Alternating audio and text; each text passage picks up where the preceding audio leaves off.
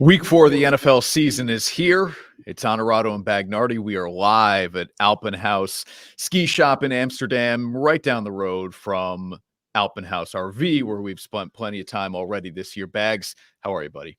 I'm doing well. The real question is, how are you? Because Just barely alive. it's morning, but it's kind of your afternoon slash evening yeah. time. How are you adjusting to anchoring the morning show and this new schedule? Adjusting quickly. How long I can sustain is a whole nother question. I do not know. The alarm clock goes off at 1:30 in the morning. I leave the house shortly after 2, and yeah, that's the life on the morning show now. We'll see. I mean, as I get used to it, maybe I push the time back a little bit. You know how that works. Yeah, you'll get used to it. Yeah. All right, look, we've got bigger things to talk about today, and we'll have Andy Heck, one of the owners of Alpin Haus, on with us coming up in about 15 minutes or so. And of course, we have our weekly NFL Pick'em presented by Pick Six Vodka. I don't want to go over the details of last week, but we have to, so we will. It was not pretty, and it's the first time Bags and I have taken a loss so far this year. We'll preview week 4 coming up. Let's go.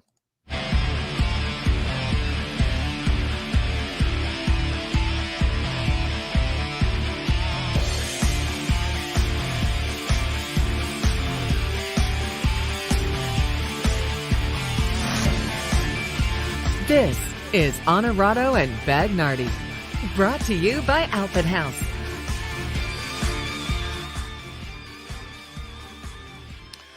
Week 4 is here, Shawnee. I'm admittedly feeling much better about my Green Bay Packers. Of course, we'll get into what happened. And these Sunday night games, man, have been wild. They've been a lot of fun.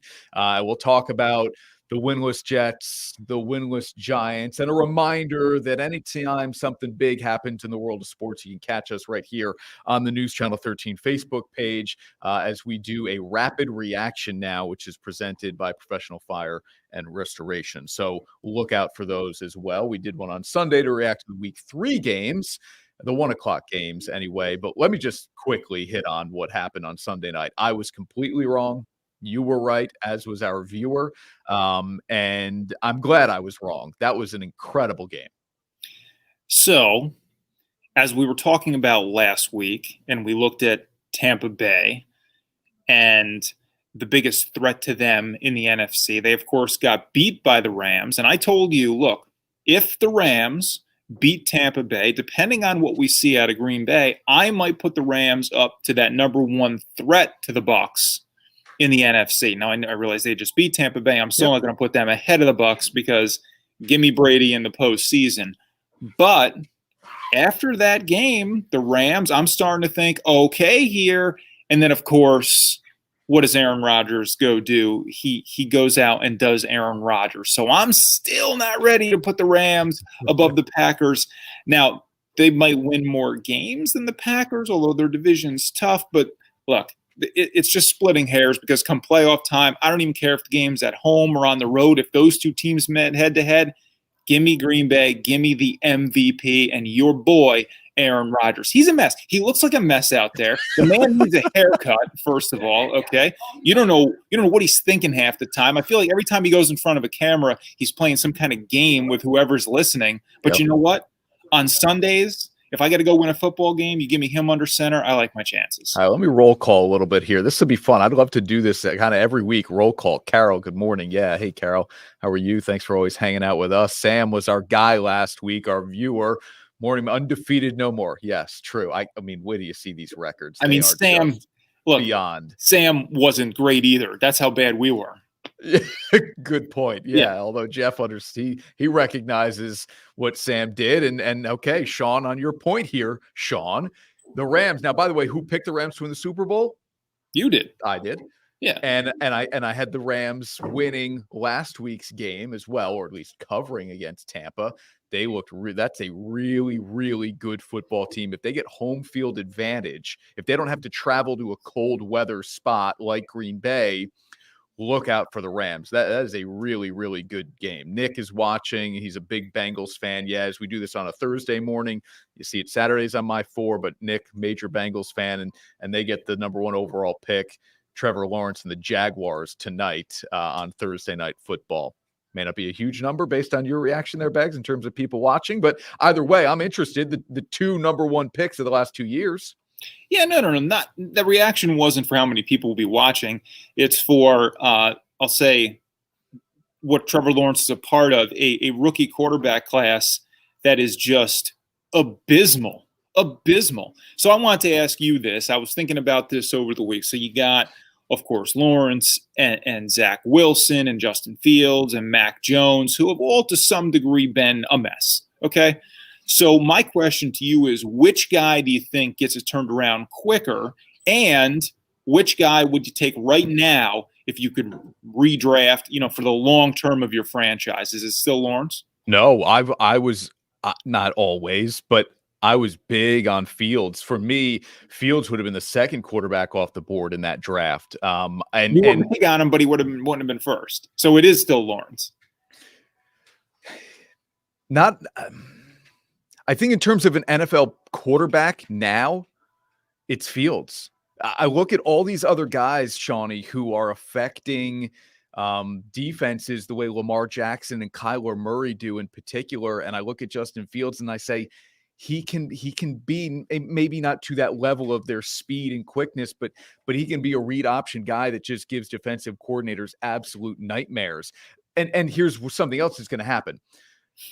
Urban Meyer, if he chooses to stay in Jacksonville, will be there next year. Matt Nagy is not going to be in Chicago. Justin Fields is going to have a different coach, a different offensive coordinator, probably have a different GM. I think they will revamp what is being done currently offensively in Chicago, and that will benefit Justin Fields in a big way.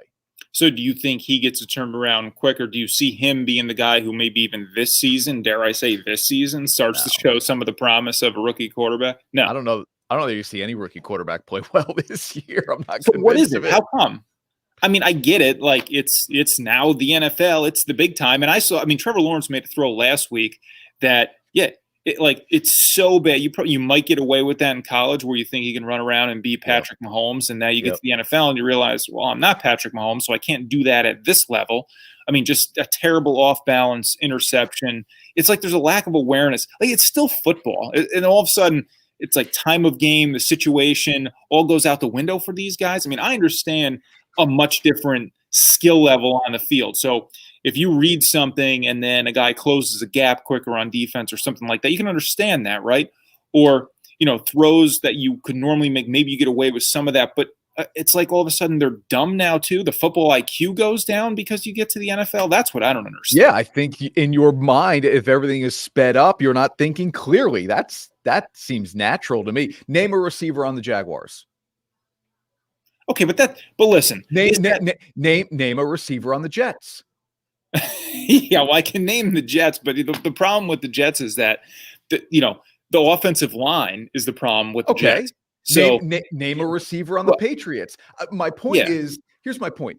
Trevor Lawrence was throwing passes to multiple first-round picks at the receiver position, a second-round running back in ET.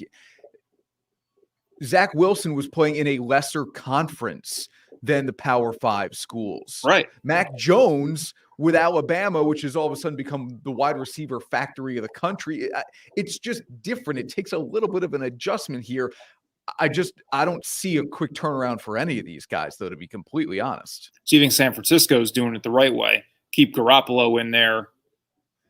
Yeah, and Lance was more of a raw prospect than most of these guys, with the exception of maybe Wilson. Okay, so has your philosophy changed? Because I thought you and I were on the same page with this, where it's better to have the guys out there learning the hard way.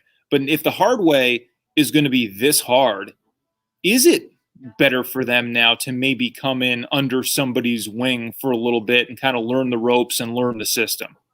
I think to hedge my answer here, I think depending upon who that player is, I think it's better to have them. Yeah, we know, DJ Shark on Jacksonville, I get it. And it's Laviska Shenault. There are names, but not guys that are game breakers in the sense that we're used to with some of the best receivers. Like there's no DeAndre Hopkins, there's no Devontae Adams. No. These teams, they picked first and second overall for a reason. Right, but almost every team in need of a quarterback and who takes a high draft pick at QB is in that position. And it doesn't seem like it winds up being this bad every year. So what's different about this year, I guess, is what I don't understand, where these guys just, to me, it's like the IQ is just not there. And that's what's frustrating as a fan. It's like Zach Wilson.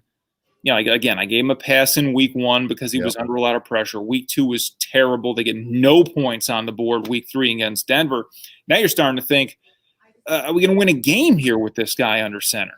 I know it feels like at times it's just a step backwards each week. We'll look at the Jets' schedule. Do they have a win on their schedule? It's not coming this week. Well, thank God Sam Darnold isn't playing well, or that would be really embarrassing. He has looked okay in Carolina, but again, a product of, how does Sam Darnold look without Christian McCaffrey? Let's see, right? Yeah. And then obviously a product of coaching. Darnold was never with the Jets with real competent coaching. And now you've got Matt Rule and Joe Brady running the offense there in Carolina, and things look all of a sudden like, oh, wow, Sam Darnold can play quarterback in this league. Interesting. Who knew? Yeah, who knew? I knew. Remember when I said that? All right, so you got Tennessee, the Falcons, week 5. There you go. You can get a win against the Falcons. Then they hit the bye. Then it's New England, the Bengals, the Colts, the Bills. There's some winnable games. It's not impossible. Yeah, winnable games for teams not named the Jets. Okay. Yes, going to get a win in their schedule. They have Jacksonville in week 16. There you go. You'll be week 16. It's going to take the week 16 to get the Jets on the board here. My God, they're going to be drafting another quarterback here, number 1 overall. I don't know, man. Again, I told you I thought they should have stuck with Darnold, but this isn't about Darnold versus Wilson for me. I told you once we turn the page, we decide to go with it, then that's fine. And I do see potential from Wilson, and I'm not going to give up on the guy after 3 weeks. And obviously, this is symptomatic of a bigger issue in the NFL. That's what I'm worried about. I just hope my guy is the first guy to get it turned around here. Plenty of season left to show something, but man, it's been ugly. You want to be in games. You want to be in games. Yeah, I hear you. I mean, it's been real tough the last 2 weeks. That New England game, you could turn that thing off relatively. Or I mean, they kind of stuck around for a little bit longer than the final score might indicate. But that Denver game, it's like the game's over in the first quarter. Okay, but I would like the perspective of Giants fans here at some point during the show. Do you want to be in the game like you've been and you lose painfully? Or would you rather be like Bags and the Jets and out of the game where at halftime you can move on to something else in your life? I want to be able to put my head on the pillow that night and think, geez, we could be 2-1 instead of, my God, are we going to win a game this year? Yeah, I mean, that's the difference. The Giants, it's been heartbreaking. It's been frustrating to watch them. Of course, they should have beat Washington, and everybody will look at the offsides at the end of that game on the field goal kick, but there were other reasons also why they should have won that game. And then Atlanta, same thing. I mean, we talked about this on our rapid reaction. You've got the game in hand. Matt Ryan leads the Falcons down, a long drive in the fourth quarter touchdown. You do nothing with it, give it back to them, and they march down again and get the field goal to win it. Those are games you just can't drop at home. But for me, when I look at them, it's about the offense. We talked about put up 14 points against a team that allowed an average of 40 points in each of their first 2 games. So that's what's troubling for me when I look at the Giants is what's going to get this offense turned around. I know they were dealing with issues, health issues at wide receiver last week, but that's just not good enough on the offensive end. What's the best team in the NFC East? The Cowboys. Come on, man. You picked them to win the division. Did I? No, I did not. The Washington football team, and they went out last week. We had them. All our hinge on the picks. Everything hinged on them against Buffalo for them to cover that. Yeah. And, I mean, WTF, WFT, get it together for us out there. But, yeah, that was a bad pick by you. Dallas is now head and shoulders above everybody in that division, and they're making some noise as being a serious NFC contender here. All right, you don't have to stump for the Cowboys any longer. We have a Cowboys fan set to join us here in just a couple of moments. It's Onorato and Bagnardi. We are at Alpin Haus ski and snowboards. We're getting ready for the winter season in Amsterdam here, and they are stocking up, as you can see. behind me, Bags. Yeah, man. Lots of great gear here, too. You can really accessorize yourself very well. You can have fun and look good doing it. Yeah, that has always been my problem with winters. I'm never dressed for the season. But we're in a good spot for me to figure that out here before we even get into the month of October. All right, one of the owners, Andy Heck, is going to join us next here on Onorato and Bagnardi. Big Yankees fan. We'll get into that wild card push here for New York. Big Cowboys fan. We'll let him brag a little bit about the way Dak is playing right now, and Ezekiel Elliott got rolling last week as well. Andy will join us next here, Bags, right after this on Onorato and Bagnardi. Hey folks, DJ with Professional Fire Restoration, and we've been turning crisis into calm for a half a century. Hi, my name is Tova. As a first-time home buyer, I was proud and excited. 4 months later, I walked down to my basement and I was standing in a foot of water. I was anxious, overwhelmed, nervous. I even cried. My first call was to DJ at Professional Fire. When only the best will do, you know who to call. Professional Fire Restoration. Happiness is found in simple things.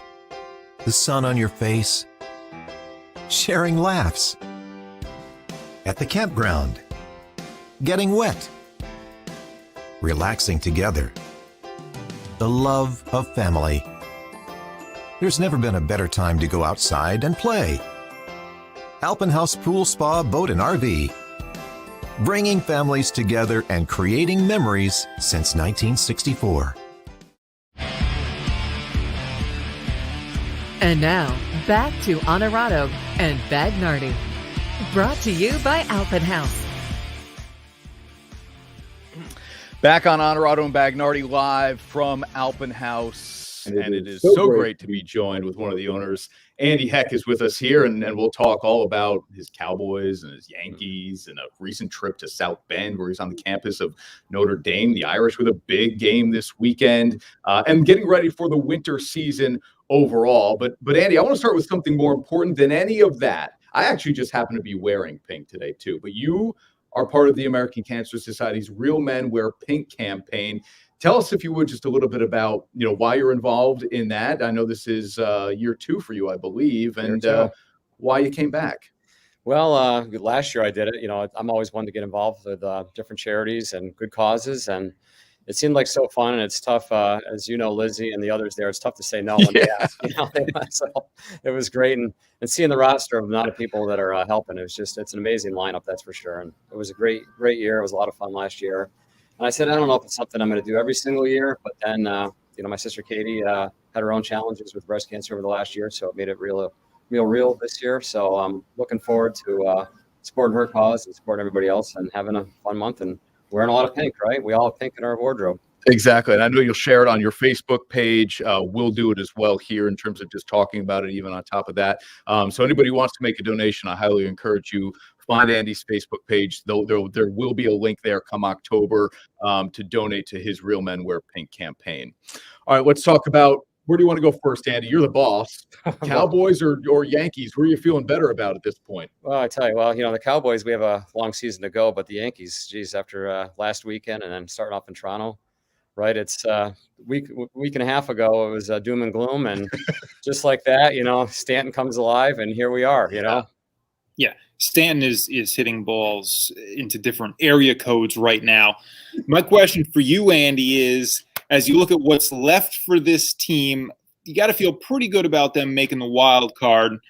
If they do, and you got Garrett Cole on the hill trying to win that one game, I know last night, I'm not going to go crazy over one game here, but how confident are you in that one game playoff scenario to get through to the real playoffs? I don't care how good you are, right? It's that one game playoff is nerve wracking for everybody. It's because anything can go wrong. And obviously, as a diehard Yankee fan and all us Yankee fans, we've had a lot of late inning challenges, heartburn. Let's put it that way. So. Cole, I think, he could go 9 innings. He's a warrior, and we might need him because, turn it over to the bullpen. It's not like years before with Rivera and the rest of the gang. Yeah. It's nothing's certain anymore. Do you like the one-game wild card, even with all the stress that it brings on, or after a 162-game season, do you prefer something that's at least multiple games in a series?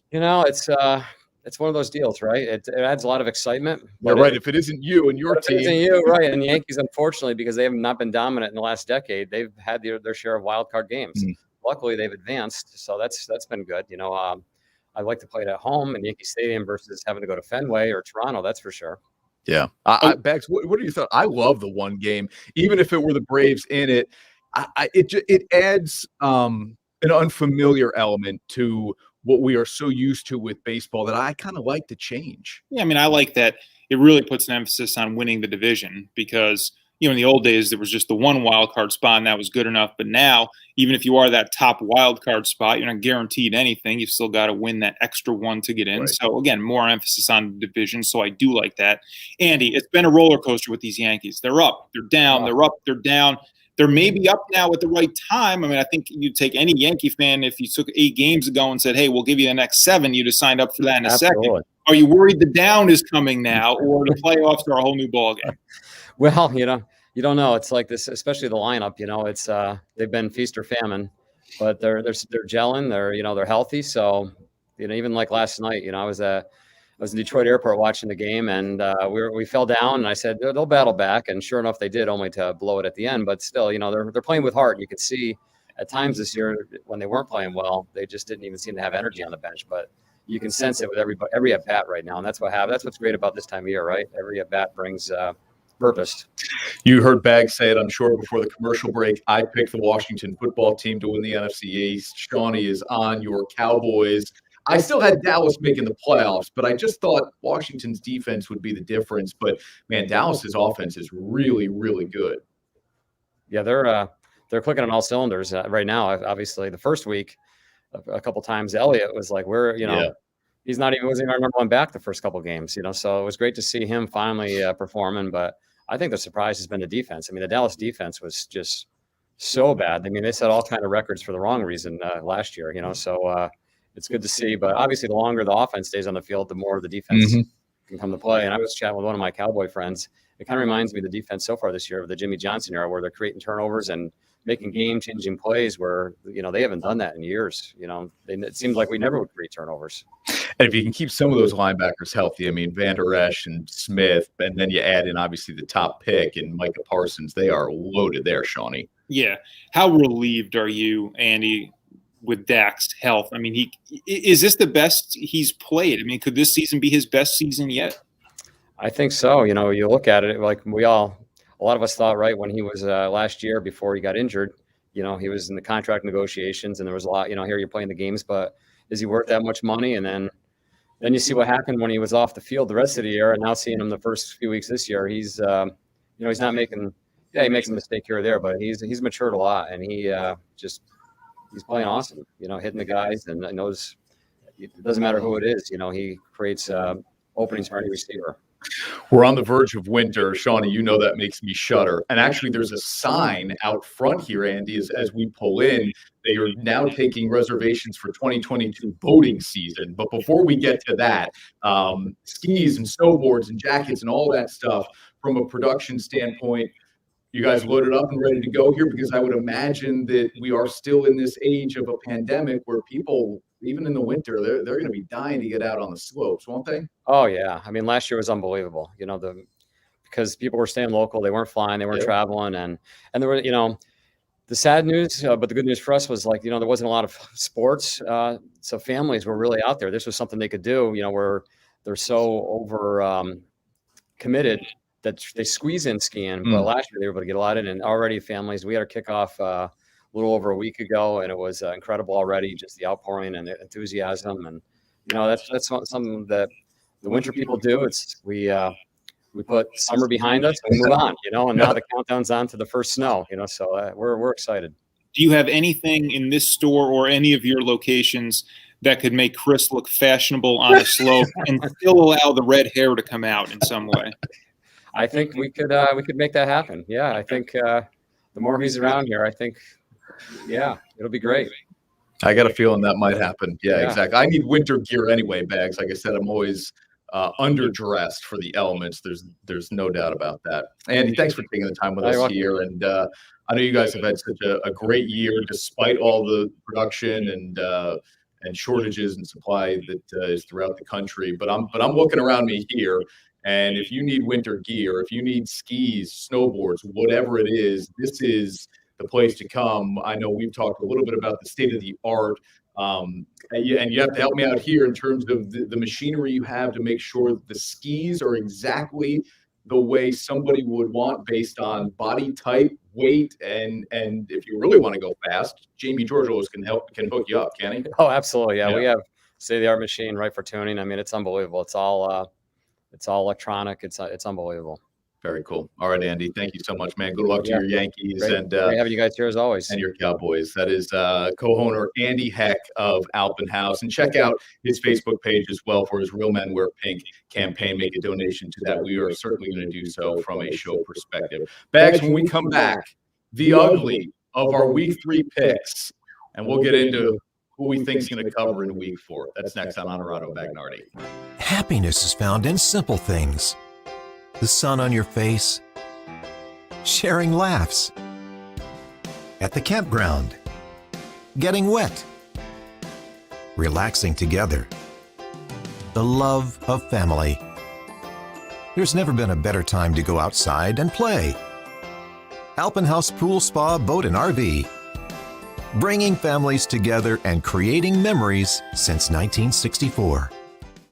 At Marcella's Appliance Center, our commitment is to you, providing essential appliances that families depend on for cooking, refrigeration, cleaning, and sanitation, plus appliance repair. You can have peace of mind that Marcella's is here for you today and every day, like we have been since 1957, helping you make the right choice with trusted brands like Whirlpool, Maytag, KitchenAid, Genair, and many more. Shop Marcella's Appliance Center in-store, online, or by phone. We're here for you.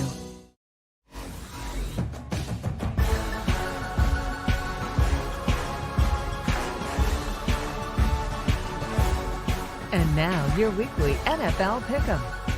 Presented by Pick Six Vodka. All right, before we get to our Pick'em here, Bags, there's something to celebrate today. And I almost skipped over it. It is Andy's birthday. And, you know, you can't have a birthday and not have cake of some sort. Now, this is a man who probably ran 30 miles before we were even awake this morning, but I have cupcakes. So we're going to give them to Andy. Maybe he'll have half of one at least and share with the crew here at Alpin Haus. But happy birthday, Andy. Hey, Happy birthday. Yeah, appreciate it. Did you already go for a run? No, I didn't get home till to my house about 1:15 this morning from a flight, so it was not a run morning. So it'll be later today. It'll be later today. Yeah, to burn off the cupcake. All right. There you go. Thank you, Andy. We really appreciate it. Thanks, guys. All right, good. Happy birthday to Andy Heck here Chris, at Alpin Haus. I want to start a segment because Andy is such a calm, relaxed guy, very mild mannered. I want to start a segment called What the Heck, where Andy comes on and just screams about the Cowboys or the Yankees, just yells about anything sports related. All right, we're gonna have to see if we can get that elevated out of him. Right, exactly. Yeah, right. Maybe look, you're the Jets fan. Maybe you should be the leader of What the Heck. We bring it in every week based on something the Jets did or didn't do. I don't know. All right, here's what we didn't do last week, Bags. Okay. We did not perform well in terms of the overall picks. That's the whole point of it. What do you mean in terms of the overall? We stunk. We stunk up the joint in week 3. Yeah, we were not good. You were 2-5. How could I be 2-5? I'm sorry. 6 games? You were. Oh my God! This morning show. I mean, you got to get some sleep. Am I beyond scattered, or am I we beyond were both scattered? 1-5, weren't we? We were both 1-5. Sam, who was our guest picker, was 2-4. Good for him. He got the win. Which, let's face it, in weeks past was good enough to win this thing, because I have not exactly been lights out by any means, and I was in first place going into this week, and I was just barely hanging on to 500. Yeah, it's frustrating because I thought we were all over it last week. I told you I was more confident about my week 3 picks than I was week 1 or 2. I thought I had a legit shot at running the table, and Sam, our guest picker, was in line for me 5 out of 6. which made it very difficult for me to compete with him. Once that one game went his way, that was it. We were going to finish tied the rest of the way. But I thought we were kind of on the same page, even to some degree, the three of us, with a lot of the picks. And then just when you think you know something in football, you don't. Yeah, exactly. I know our graphics guy, John Conlon's yelling at me. I'm loading it in. I'm loading in the graphics here.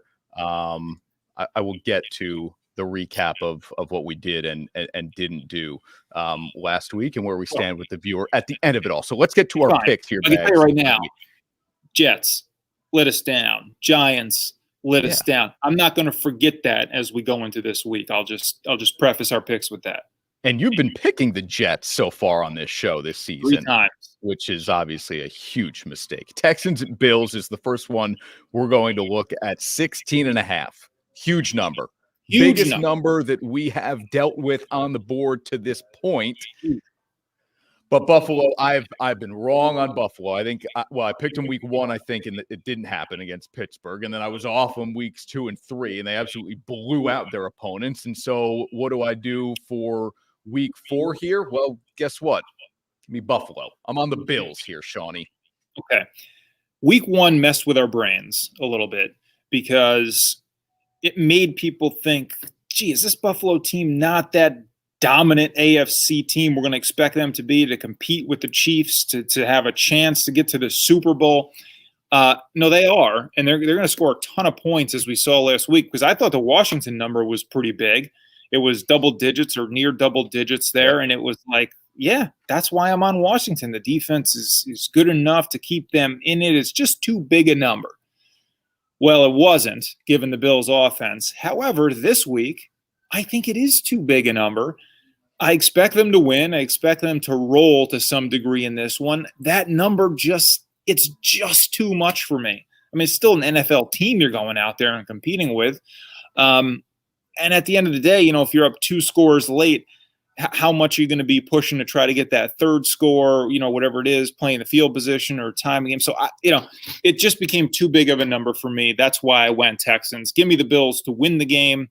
I still like them to win their division and compete for the AFC championship, but just too big of it. Give me all those points in an NFL game. All right, and our guest picker this week is Griffin Clancy. He's got Buffalo as well. So I feel good about that one, though, to be completely honest with you. I don't think Houston's okay, but if it's Davis Mills again. Well, and they just and Buffalo's going to put up points. So can they keep up? They'll be in the 30s. And right. Can Houston get more than 2 touchdowns? I'm not so sure. Giants at the Saints here as we roll on with our NFL Pick'em presented by Pick Six Vodka live from Alpin Haus in Amsterdam. Saints are the home team. Saints are the favorite. -7.5, Sean. The half scares me a little bit. I hate the hook here because I think the Saints by 7 is a pretty good pick on this one. But the Saints are the better team.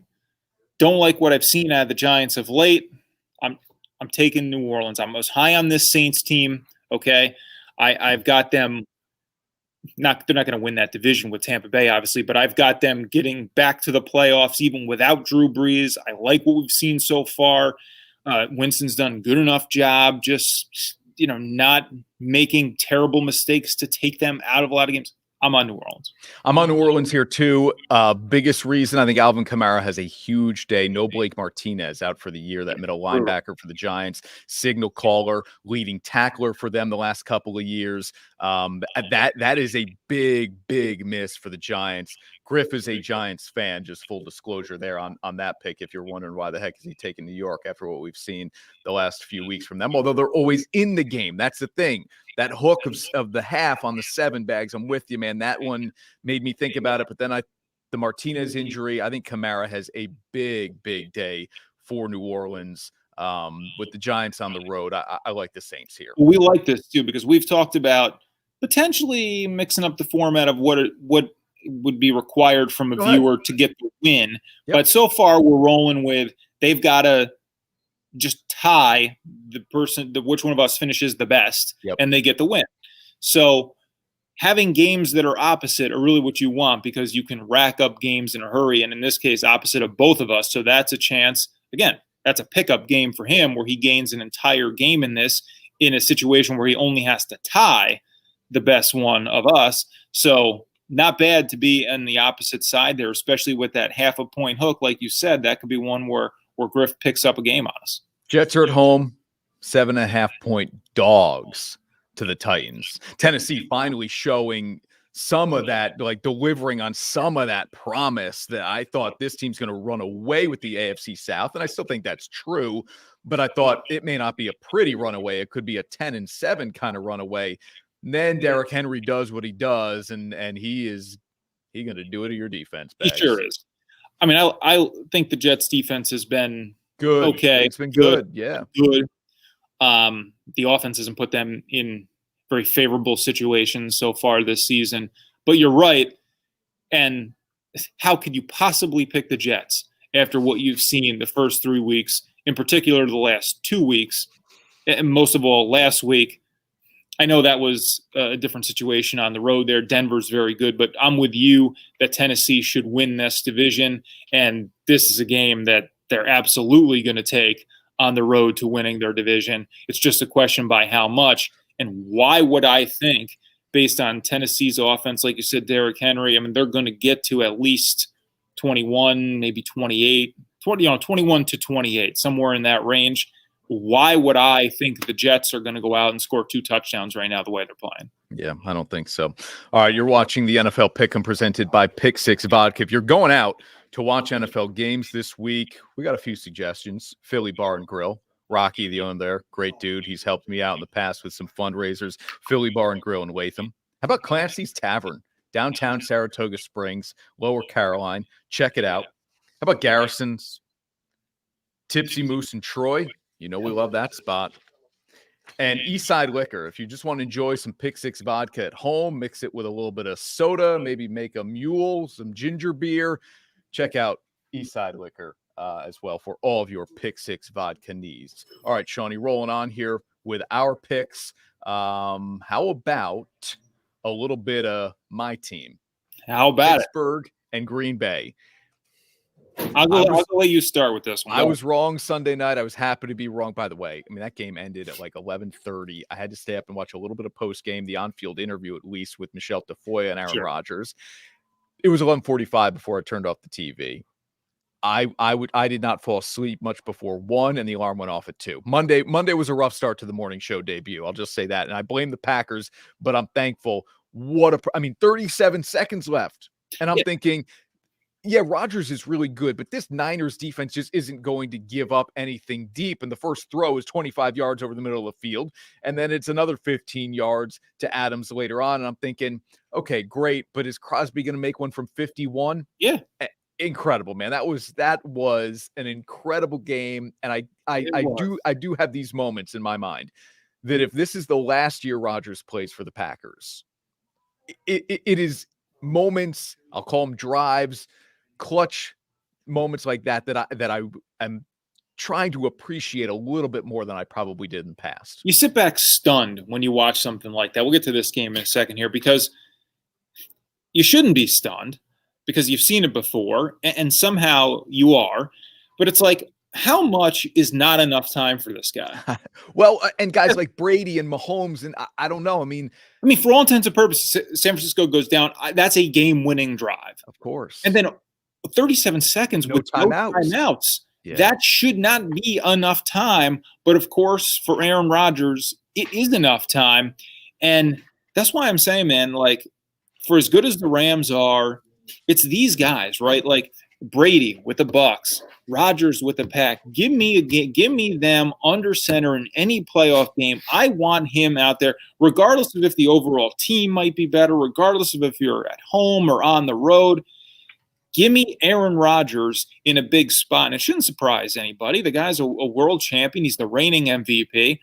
But to do it with that little time, it's still, and it should be, is so impressive. And I'm high on this team as I was from the start now in the NFC. All right, you saw Rebecca. She's on the Packers. I appreciate that. Guess what? We're all on the Packers here. Would that change for you if it was 7.5 instead of 6.5? Maybe. I also just am not sure of TJ Watt's effectiveness at this point. Right. Roethlisberger has taken steps back from that week 1 game. This one, Green Bay at home, I hate to say it should be, but this one should almost be easy.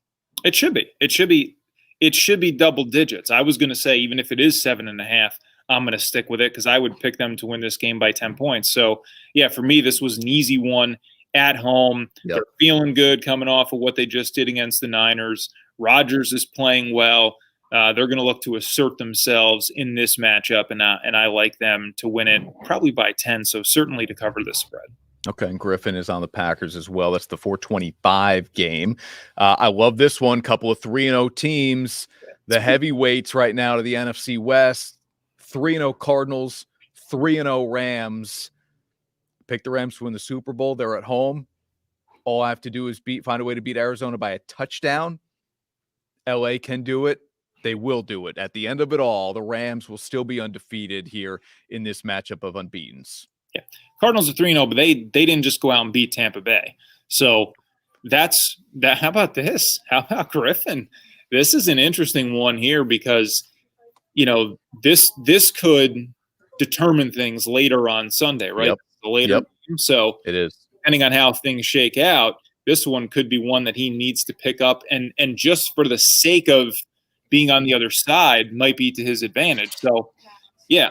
But the Rams at home to win by a touchdown against a team that they are better than. The Cardinals have been good, okay? But the Rams they're a head and shoulders team. It's like right now, the Cardinals are shaping up to be a playoff team, kind of feel like a wild card team to me, whereas the Rams really feel like a division winner and a big NFC contender. So this game at home, give me them by 7 because of what they just did against Tampa Bay. You'd be crazy not to pick them. We used to do this all the time when we did picks in a previous life where we'd say, oh, we have to win by a touchdown. And how many of those did we get right? Very few. I know. Very few. I know. Vegas just they know something that obviously we don't know. And these numbers are what they are for a very specific reason or several reasons. But I don't know, man. You got to pick one of them. And I just 6.5. I know. It's the Rams for me. All right, so we've got a couple of games so far where Griffin has gone completely opposite of you and I. So he's got an opportunity to make up a couple of games, which, as Sam will tell you from last week, made all the difference for him. Right. The Sunday Nighter, which we pick every week here on Onorato and Bagnardi. This is the game of this. I thought to myself, you'll love this. You'll just appreciate this. As I'm watching Packers Niners last week, and I'm counting down the little bit of time I will get to sleep, I thought, at least I don't have to do this next Sunday. Sure you do. Then they run the promo, and I'm like, Brady, back at Foxborough, I will be up until midnight again this Sunday. This is the game of the week. It's the game of the season. Patriots fans are taking out billboards on the drive to Foxborough, welcoming Brady back, taking shots at Belichick. And Tampa comes in as this is a heavy favorite for a road team to win by a full touchdown here. This is a big favorite here. And I think Tampa Bay is the better team, no doubt. Don't you love Brady in a big spot where he feels like he's been discounted by the other side? Yeah. So here's the thing. The fans are love Brady, right? So this is not a guy coming back after leaving a fan base scorned. There's not that kind of animosity. Mm-hmm. But what makes this really exciting for me, instead of it just being a Brady love fest all night, is that you have that Brady versus Belichick element to it. So that's what makes this one fun. That's what makes it exciting. It says Buccaneers at Patriots. It might as well be Brady at Belichick. I know. And for me, so because it's so Belichick specific here, Belichick is going to have a certain game plan for Brady, right? And that's because I saw this and it was almost knee jerk. I'm going Tampa Bay. They are clearly a better team. They're coming off a loss, which they hadn't done in a long time. Yep. And they're going to want to bounce back. Brady in particular wants to have this game above all games. He's going to go out there and play, I think, extremely well. But Belichick is going to have something special for him too. So I wanted to stop and not have that knee-jerk reaction, think about it a little bit, and then I still settled on give me the Bucs in this one to win by at least a touchdown. Will there be a tribute video? Patriots have already done something for him. I wonder if there will be a tribute video come Sunday night for Tom Brady. How will he be received by the fans? 100, I mean, unanimous support and love and all that stuff. I think What if Tampa? What if Tampa's up by 21 points and they go in for another I mean, are fans cheering for the Buccaneers at Foxborough? I mean, I don't think they're going crazy every touchdown. I mean, if he makes a great throw for a touchdown pass, like, yeah, I think he's going to hear the applause. He's going to hear a lot of applause throughout the night. I think Patriots fans are still going to be rooting for the Patriots, of course, but it's going to be a lot of Brady love from pretty much everybody except Belichick. You know, and Belichick doesn't get to go out there and line up against him, so it's not quite as exciting as it could be. It's not like in basketball if you had a teammate leave and then come back and they can actually guard each other and go head to head and that type of thing. But it's still going to be, despite the Brady love fest, which as a Jets guy, I don't care much for, it's still going to be a fun one to watch. This is a must-see TV. Oh, absolutely, man. All right, so are we loving Brady here on the show? We are. We're all on Tampa Bay here to go to Foxborough on Sunday night and the Bucs to cover at least 6.5. This could be a huge blowout. I think so too. This could be 3-4 scores. So I know you're telling me like must watch. Are we gonna have to watch beyond halftime? It's the question. Well, you might not have to. I might not have to. Yeah, I mean, but you will. Yeah. Okay. Yeah. I DVR these games on Sunday nights because I still, for some reason, watch The Walking Dead. It's on the last season. So I'll watch that live, and then I'll just fast forward the junk of the football game. So that helps because it helps me get to the finish line because I can just catch up in a hurry. And then, you know, I'm not watching the game for the full 3 hours of it. Whereas if I had to and I was going to try to watch the whole game live, if it's a big separation at halftime, I'm probably out just checking in on the score in case I need to go back to it. I won't go to bed before the game's over anyway, so I'll keep an eye on it. Okay. All right. So how's it look? I'm on the Bills, Saints, Titans, Packers, Rams, Bucks. Bags? Yeah. Give me the Texans to cover that massive spread against Buffalo. I'm with you on the Saints. I'm not picking the Giants or the Jets this week, which is why you see Tennessee there in the next spot. Those two teams have just burned me too many times already, only 3 weeks into the season, so I'm off of both of them for now. Give me the Packers. We're all in agreement there because Aaron Rodgers is just Aaron Rodgers right now, and they're at home in that game, so we like them to cover that spread. You and I on the Rams. And then the Bucks, again, could be a blowout game for me. Regardless, I'm taking Brady to at least cover that spread against his old team. So we're watching the Giants-Saints game and the Cardinals-Rams game in particular because that's where Griff goes opposite of you and I, Shawnee. And as we learned from last week, that could make kind of all the difference in how the standings shape up. And we'll give the props now to our guy, Sam Calvelli, who chimed in. He goes, hey, where is my swag? It's coming, Sam. Okay, good. You beat us. I promise. The swag is coming. And here are the standings after 3 weeks. My goodness. I mean, this is just atrocious. 8-10, 7-11. Viewers struggling at 5-13. So sadly, 2 games under 500, and I'm in first. Yeah, you are 1-5. I can't believe that I didn't pick up a game. You went 1-5 last week, and what do I got to do? I got to go out there and go 1-5.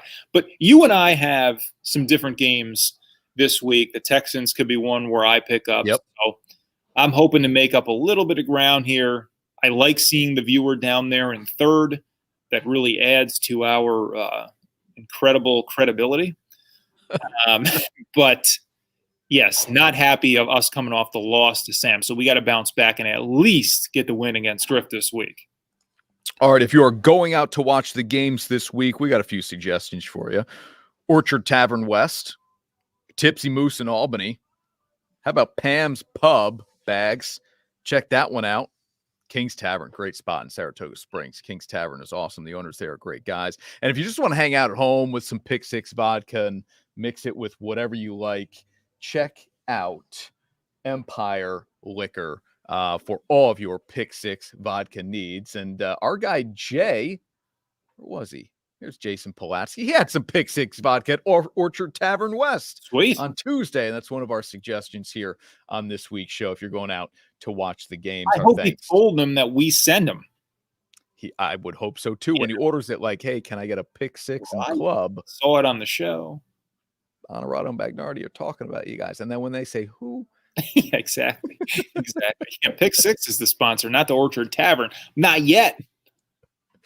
Jay also says week 4 is the turnaround. I'm not sure for whom. We all need the turnaround. It won't happen for all of us, but yeah, we all need that turnaround. All right. The Jets need to turn around more than you and I do. Yeah, you're not kidding. So Griffin Clancy is our guest picker this week. If you want to jump in on the fun here on Onorato Bagnardi, we get a different viewer each and every week to hang out and make some selections. You can do that on the News Channel 13 Facebook page. If you have the guts to take us on. I don't know. Some people respond to a challenge. I'm trying anyway. Okay, fair enough. All right. When we come back here on Onorato and Bagnardi, what's the challenge for the Yankees here down the stretch? And if they do get into the playoffs, yes, I lose a bet with Bagnardi, but do we think they can really make some noise in October? That's next here on Onorato and Bagnardi. Hang on, back right after this. If you're overweight, if you snore, don't wait for your next physical to find out you have sleep apnea. It could cost you your job. Call Dr. Frederick Dreyer at the Integrative Sleep Center for a game-changing alternative in sleep apnea treatment and get a good night's rest. Teams. Athletes. Organizations. We're transforming the custom apparel industry through product and purpose.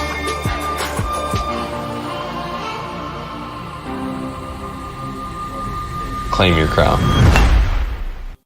Wondering what to do now that your Philips CPAP was recalled? Dr. Frederick Dreyer has a safe and effective alternative treatment for sleep apnea. Just pop it in and get a good night's rest. Keep your quality of life. Call the Integrative Sleep Center today. We work with all insurances.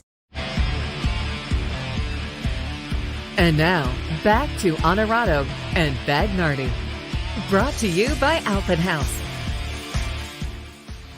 All right, Shawnee, baseball's postseason is almost here. I do like the setup on the final day of the regular season. Everybody plays at 3 o'clock. So you don't know necessarily going into your game what you need to do, what has to happen. And it adds a little competitive balance, I'll say, because for the teams that feel like they need the game, they're going to go out there with their best players and obviously their ace. So if you're the Yankees, you don't want to have the game. You don't want to have to bring Cole back on Sunday in order to try to win that game to get into a wild card spot, knowing that wild card game is coming on Tuesday. So I do like the setup. Hey, everybody at 3 o'clock, and we'll let this thing kind of fall where it falls. Yeah, I agree. That's a World Cup move, right? You play the last games of group play at the same time because I should say the last matches, so that you don't know what the other side is doing or what you might need. Everybody basically just plays for the win, which is, of course, what you want, like you say, for that competitive balance. So I'm with you. I like that. How are you feeling about owing me the Harrison Butker hoodie sweatshirt from Novice because you're going to lose our bet with the Yankees making the postseason? They're only going to make it to the wild card game for me to win that bet. And you're feeling pretty good about that right now, right? No, I don't feel good about it at all because I think I am going to owe you the sweatshirt. Good. Yeah. So 1 game up right now on Boston. How important is it? How many on Seattle? Yeah, so Seattle's a half game behind Boston, and then Toronto 1 game behind Boston as we sit here. So the Yankees have that game and a half lead just to get into the postseason. It's important. Right. Yeah. And it's 2 in the loss column. So, yeah. 2. And, for me, as I look at them, I want to feel turned around on them in their overall playoff chances, but I just can't yet. I don't know. I just don't know that they've got what it takes in that starting pitching when things really tighten up for them to win 4 out of 7 again. They can get it out of the first round, I think, but when it really push comes to shove in that what would be the ALCS, I don't know, man. Well, you got to get through the ALDS first, and that would be Tampa. So I don't even I know. I don't even think you're getting to the ALCS. Now, if it were the other way around and it was Chicago, then I like the Yankees' chances to beat the White Sox in the series. But I don't like that to go beat Tampa for, like you always say, can you beat them 4 times out of 7? And that to me is probably too much of a challenge for this version of the Yankees. I've been down on them all year. Yeah. Okay, right? I've been saying they're not going to make the playoffs. And then I say, well, even if they do, they're not. This is the same team that we've seen, I'll say underperform, but at least underdeliver in the playoffs in the last few Octobers. So I'm not going to buy that they're going to. Yeah. Is getting the World Series good enough for this version of the Yanks? Well, and that's never good enough for any version of the Yankees. You're going to get there, you got to win it. You know? So, but has the lineup, because it's always been with us, you can't just rely on the 3-run home run in the playoffs. It's not going to be good enough.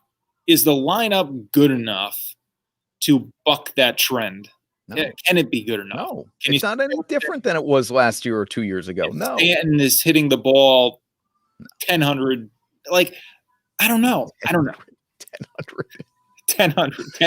He's creating new numbers with the length of home runs he's hitting in the last couple of weeks. Yeah, exactly. Yeah. No, I'm not buying in on How that. important is it for you that they host the wild card game instead of travel for it? Matter at all? Yeah, you want to go to Fenway? No. I mean, look, I know they just swept the Red Sox at Fenway. I get all that, but no, I mean, I think it's a bigger deal to have home field if Seattle is that other wild card team.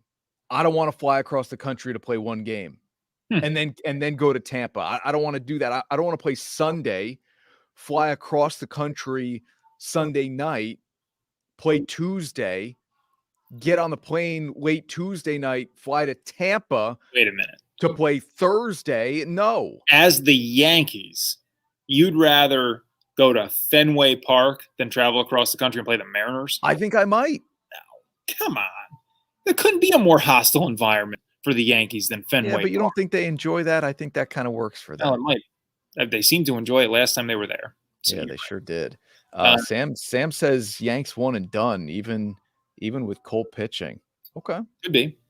How frustrating is it, too, for the Yanks? You lose the Cole start of all the games, right? But the Red Sox just lost a Sale start 2 days ago, right? So it's baseball. It's just what happens. But that would be the dream matchup if you could get Cole against Sale for all the marbles. Yeah. It'd be great, I think, at Yankee Stadium. But no matter where that game would be played, the only problem with that is, of course, you'd rather see them play in a series. But some people say the one game is basically fast-forwarding to a Game 7 anyway. Yeah. Let's go out there and see what we got. Yeah, all apologies to any Mariners fans out there. Sam wants to know, where do I get the suits? A guy named Justin Willock, Mr. Formal Wear in Half Moon, Sam. That's where. You need a tuxedo or a suit. Justin is your guy. He is the absolute man. Target. He didn't ask. All right, hey. Let's do a little bit better this week, Bags, with our picks. Griffin Clancy's our opponent this week. Thanks for watching Onorato and Bagnardi, everybody on the News Channel 13 Facebook page and on my 4.